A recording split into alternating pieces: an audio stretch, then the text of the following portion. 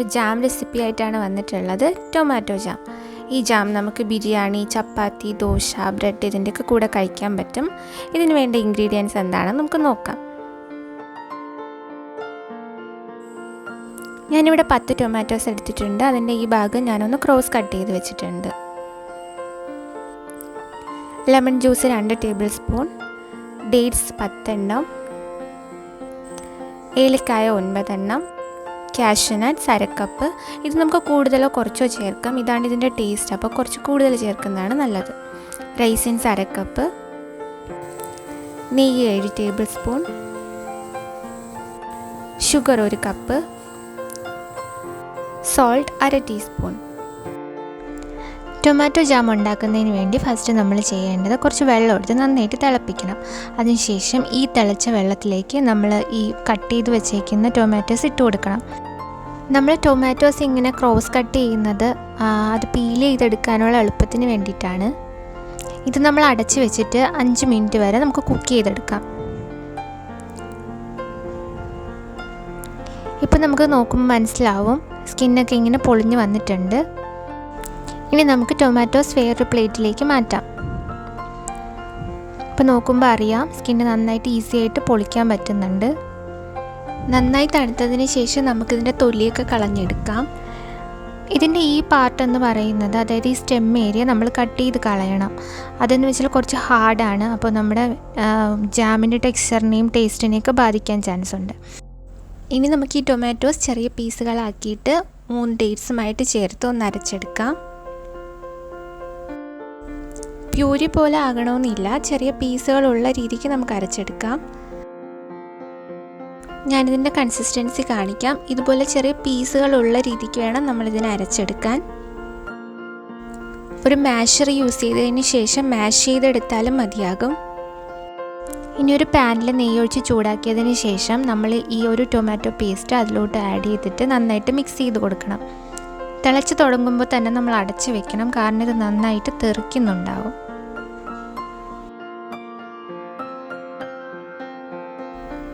അടിക്ക് പിടിക്കാതെ പ്രത്യേകിച്ച് ശ്രദ്ധിക്കണം. ഒരു 5 മിനിറ്റ് ഇടവിട്ട് നന്നായിട്ടൊന്ന് ഇളക്കി കൊടുക്കണം.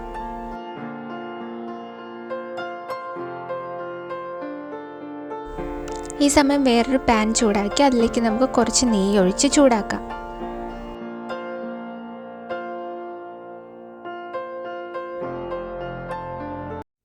ചൂടായ നെയ്യിലേക്ക് നമുക്കൊരു 5 ഏലക്ക ഇട്ട് നന്നായിട്ട് മൂപ്പിച്ചെടുക്കാം.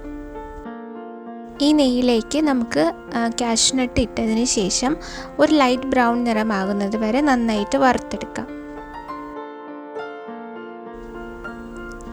ഇതുപോലെ തന്നെ നമുക്ക് റൈസിൻസും നന്നായിട്ടൊന്ന് ഫ്രൈ ചെയ്തെടുക്കാം. ഇടയ്ക്ക് നമ്മൾ ടൊമാറ്റോ പേസ്റ്റ് ഒന്ന് ചെക്ക് ചെയ്യണം. ഞാനിപ്പോൾ നോക്കിയപ്പോൾ കുറച്ച് തിക്കായിട്ട് വന്നിട്ടുണ്ട്. ഞാൻ അതിലേക്ക് ഒരു 7 ഡേറ്റ്സ് സീഡ്സൊക്കെ കളഞ്ഞതിന് ശേഷം ഇട്ട് കൊടുത്തിട്ടുണ്ട്. എന്നിട്ട് നന്നായിട്ട് മിക്സ് ചെയ്തു. നന്നായിട്ട് തെറിക്കുന്നുണ്ടായിരുന്നു. അപ്പോൾ ഞാനൊന്ന് ഫ്ലെയിം ഓഫ് ചെയ്തതിന് ശേഷമാണ് ബാക്കി പ്രോസസ്സൊക്കെ ചെയ്തത്. ഇതുപോലെ ഇടയ്ക്ക് ഫ്ലെയിം ഓഫ് ചെയ്തിട്ട് നമുക്ക് മിക്സ് ചെയ്യേണ്ടതൊക്കെ ചെയ്തതിന് ശേഷം നമുക്ക് വീണ്ടും ഫ്ലെയിം ഓൺ ചെയ്ത് കൊടുക്കാം. ഒരു കാര്യം ശ്രദ്ധിക്കുക, എപ്പോഴും അടച്ച് വെക്കണം. ഇപ്പോൾ ഞാൻ ആഡ് ചെയ്ത് കൊടുത്തത് ലെമൺ ജ്യൂസാണ്. 2 ടേബിൾ സ്പൂൺ ലെമൺ ജ്യൂസ് ഞാൻ ആഡ് ചെയ്ത് കൊടുത്തിട്ടുണ്ട്. ലെമൺ ജ്യൂസ് ആഡ് ചെയ്തതിന് ശേഷം നന്നായിട്ടൊന്ന് മിക്സ് ചെയ്ത് കൊടുക്കണം. ലെമൺ ജ്യൂസ് ആഡ് ചെയ്തതിന് ശേഷം ഞാൻ ഇത് ക്ലോസ് ചെയ്ത് കൊടുത്തായിരുന്നു. ഇടയ്ക്ക് ഞാനൊന്ന് തുറന്നു നോക്കിയപ്പോൾ കുറച്ചുകൂടെ തിക്കായിട്ടുണ്ട്.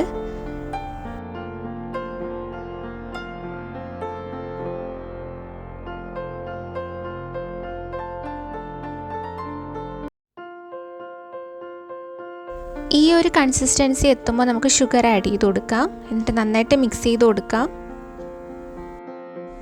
ഞാൻ 1 കപ്പ് ഷുഗറാണ് ചേർത്തത്. ഇപ്പം നമുക്ക് കാണാൻ പറ്റും ആ ഒരു ടൊമാറ്റോ പേസ്റ്റിൻ്റെ ടെക്സ്ചർ നന്നായിട്ട് വ്യത്യാസം വന്നിട്ടുണ്ട്.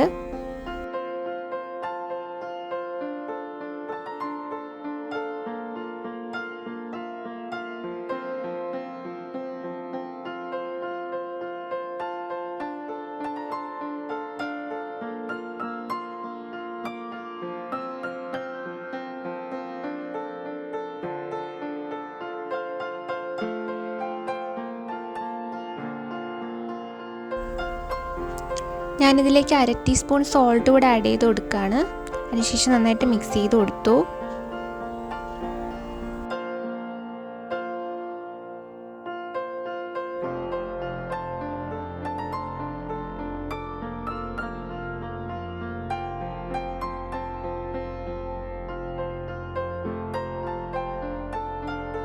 ഞാനിതിലേക്ക് 4 ഏലക്കായ ഒന്ന് ചതച്ചിട്ട് കൊടുത്തിട്ടുണ്ട്.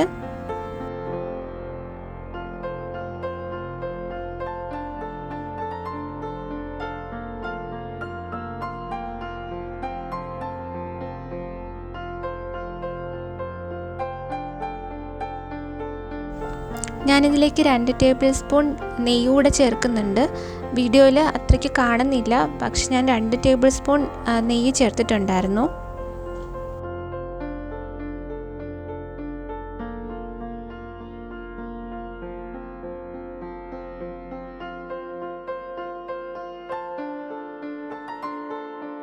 ഈ ഒരു കൺസിസ്റ്റൻസി എത്തുമ്പോൾ നമുക്ക് ഫ്രൈ ചെയ്ത് വെച്ചേക്കുന്ന കാഷ്യൂ നട്ട്സും അതുപോലെ തന്നെ റൈസിൻസും ചേർത്ത് കൊടുക്കാം.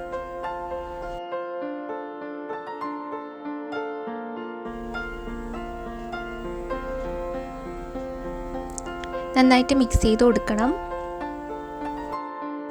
ഈ ഒരു ടൈം ആകുമ്പോൾ തെറിക്കുന്നത് കുറഞ്ഞിട്ടുണ്ടാകും, അപ്പോൾ നമുക്ക് തുറന്ന് വെച്ചിട്ട് തന്നെ ബാക്കി കുക്ക് ചെയ്യാം. ഇപ്പോൾ കാണുമ്പോൾ മനസ്സിലാകും സൈഡിൽ നിന്നൊക്കെ നെയ്യൊക്കെ തെളിഞ്ഞ് വരുന്നുണ്ട്. ഇതാണ് നമ്മുടെ ആ ഒരു ജാമിൻ്റെ കൺസിസ്റ്റൻസി എന്ന് പറയുന്നത്. ഈ ഒരു തിക്നെസ്സിൽ വേണം നമ്മൾ എടുക്കാൻ. ഇതാണ് ജാമിൻ്റെ ആ ഒരു കൺസിസ്റ്റൻസി. അപ്പോൾ ഇതിൽ കൂടുതൽ നമ്മൾ കുക്ക് ചെയ്ത് കഴിഞ്ഞാൽ ഇത് ഹൽവയുടെ കൺസിസ്റ്റൻസിയിലോട്ട് മാറും. അപ്പോൾ അതിൻ്റെ ആവശ്യം നമുക്കില്ല. ഞാനിതിൻ്റെ കൺസിസ്റ്റൻസി കാണിക്കാം. നമ്മുടെ ടൊമാറ്റോ ജാം ഇവിടെ പെർഫെക്റ്റ് ആയിട്ട് റെഡി ആയിട്ടുണ്ട്.